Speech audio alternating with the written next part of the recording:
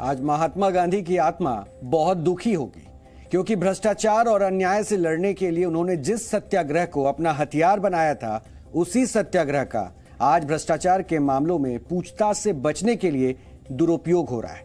आज ईडी ने सोनिया गांधी को नेशनल हेराल्ड मामले में दूसरे दौर की पूछताछ के लिए अपने दफ्तर बुलाया था, लेकिन कांग्रेस पार्टी ने इसे एक बहुत बड़े राजनीतिक उत्सव में बदल दिया और वैसा ही हंगामा सड़कों पर नजर आया। कांग्रेस पार्टी ने आज अपने तमाम सांसदों और बड़े बड़े नेताओं और सैकड़ों कार्यकर्ताओं को एक जुलूस निकालने के लिए दिल्ली बुलाया और उनसे कहा कि जब तक सोनिया गांधी से पूछताछ चलेगी तब तक वो विरोध प्रदर्शन जारी रखें। और पिछले प्रदर्शन की तरह कांग्रेस ने इसे भी सत्याग्रह का नाम दिया, लेकिन हमें लगता है कि इस तरह के शक्ति प्रदर्शन को सत्याग्रह का नाम देना इस शब्द का सबसे बड़ा अपमान है। महात्मा गांधी ने अपने जीवन का पहला सत्याग्रह साल 1917 में किया था। इसे चंपारण सत्याग्रह के नाम से भी याद किया जाता है और उस समय ब्रिटिश हुकूमत चंपारण के किसानों को नील की खेती करने के लिए मजबूर करना चाहती थी और इस अन्याय के खिलाफ गांधी जी ने सत्याग्रह को एक बड़ा हथियार बना लिया था। ये वो जमाना था जब सत्याग्रह का इस्तेमाल भ्रष्टाचार, बेईमानी और अन्याय के खिलाफ होता था, लेकिन आज सत्याग्रह का इस्तेमाल भ्रष्टाचार और बेईमानी से अपने बचाव के लिए होता है। नेशनल हेराल्ड मामले में आज सोनिया गांधी से दूसरे दौर की पूछताछ हुई, जो लगभग 6 घंटे तक चली। पहले राउंड में उनसे सुबह 11 बजे से दोपहर 2 बजे तक पूछताछ हुई और दूसरे राउंड में 3:30 बजे से 6:30 बजे तक ये पूछताछ की गई। इस पूछताछ से जुड़ी तमाम अहम जानकारियां हम आपको देंगे, लेकिन उससे पहले आपको कांग्रेस के सत्याग्रह के बारे में बताते हैं।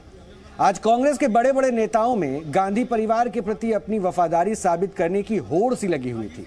हर नेता यह साबित करने में लगा था कि वो सोनिया गांधी और राहुल गांधी के लिए सबसे ज्यादा वफादार और ईमानदार है, और इसके लिए ये नेता आज सुबह से ही कांग्रेस दफ्तर में इकट्ठा होना शुरू हो गए थे। आज कांग्रेस के लोकसभा और राज्यसभा सांसद, बड़े बड़े पदाधिकारी और यहां तक कि पार्टी के वरिष्ठ नेताओं ने विजय चौक से राष्ट्रपति भवन तक पैदल मार्च करने की कोशिश की, और इस दौरान जब पुलिस ने उन्हें रोका तो राहुल गांधी विजय चौक पर ही सड़क पर धरना देने लगे और उनकी ये तस्वीर देखते ही देखते सोशल मीडिया पर वायरल भी हो गई। कांग्रेस पार्टी ने ट्विटर पर राहुल गांधी की इन तस्वीरों के साथ उनकी दादी इंदिरा गांधी की एक तस्वीर भी पोस्ट की, जिसमें वो सड़क पर इसी तरह धरना देते हुए नजर आ रही है। इन तस्वीरों के साथ कांग्रेस ने रामधारी सिंह दिनकर की एक कविता की कुछ पंक्तियां भी लिखी हैं, जो कुछ इस तरह है। जंजीर बढ़ा कर साध मुझे, हाँ हाँ दुर्योधन बांध मुझे, बांधने मुझे तो आया है, जंजीर क्या बड़ी लाया है। इतिहास दोहरा रहा है। कांग्रेस पार्टी ने इंदिरा गांधी की जिस तस्वीर की तुलना राहुल गांधी से की है, वो तस्वीर वर्ष 1977 की है। ये मशहूर तस्वीर फोटोग्राफर रघु राय ने खींची थी और इसे उनकी पुस्तक, जिसका नाम है ए life in a day of the Indira Gandhi, उसमें भी प्रकाशित किया गया था।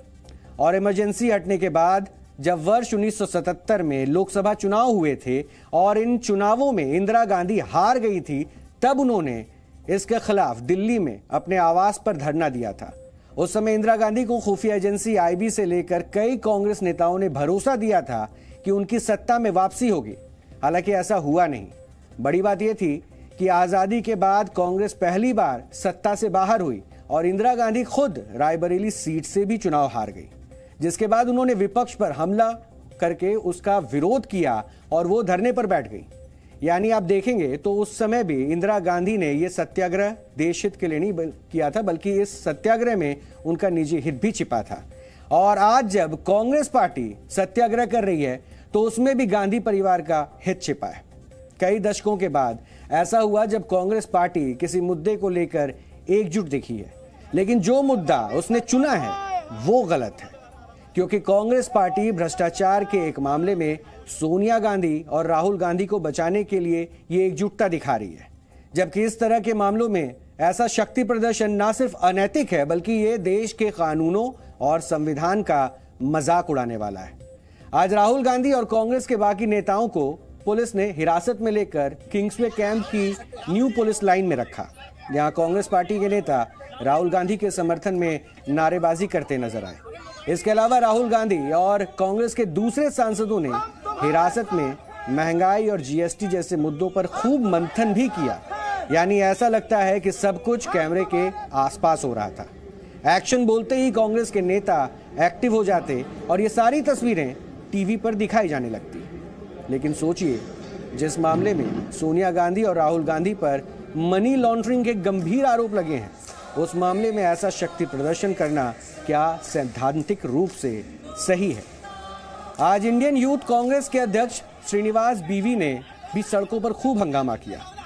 वो सत्याग्रह करने के लिए पुलिस से धक्का मुक्की करने लगे और जब पुलिस ने उन्हें गाड़ी में बैठाने की कोशिश की तो वहां काफी हंगामा भी हुआ। यानी आप देखेंगे तो जो नेता जितना ज्यादा पिट रहा है वो, और साथ ही साथ जो नेता जितना ज्यादा पुलिस से उलझ रहा है, वो उसकी वफादारी का उतना ही बड़ा सबूत है।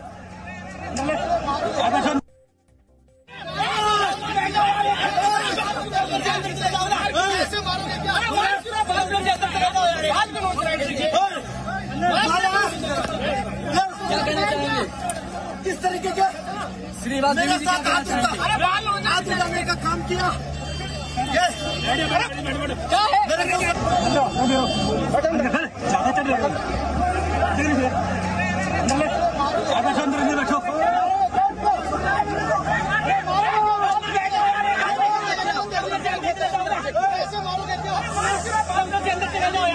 उधर से खींचो अन्ना, इसको अंदर बैठ गया।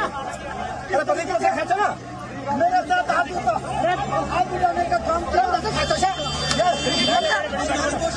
को साफ हिस्सा करना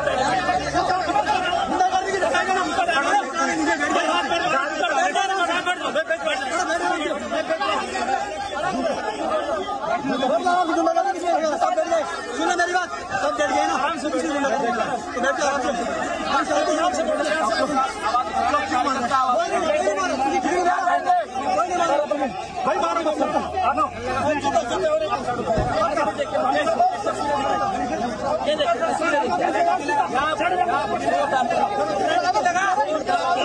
हंगामा हो रहा है।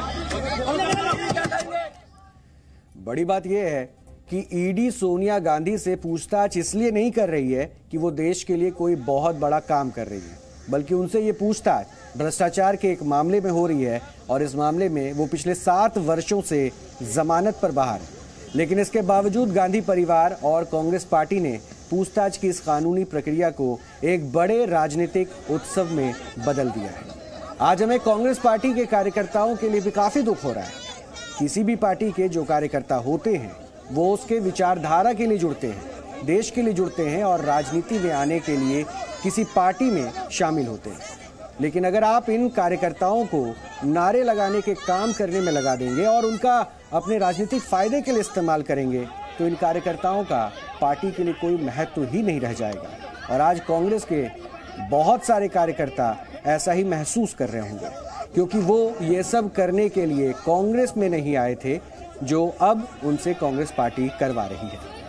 दूसरी तरफ सोनिया गांधी आज भी पूछताछ के लिए प्रियंका गांधी वाड्रा के साथ ईडी के दफ्तर में पहुंची, जहां उनसे लगभग 6 घंटे की लंबी पूछताछ हुई और इस पूछताछ में उनसे कई सवाल पूछे गए। जैसे ईडी ने सोनिया गांधी से ये पूछा कि अगर कांग्रेस ने एसोसिएटेड जनरल लिमिटेड को लगभग 90 करोड़ का लोन दिया तो एजेएल कंपनी ने उसे अपनी बैलेंस शीट में क्यों नहीं दिखाया।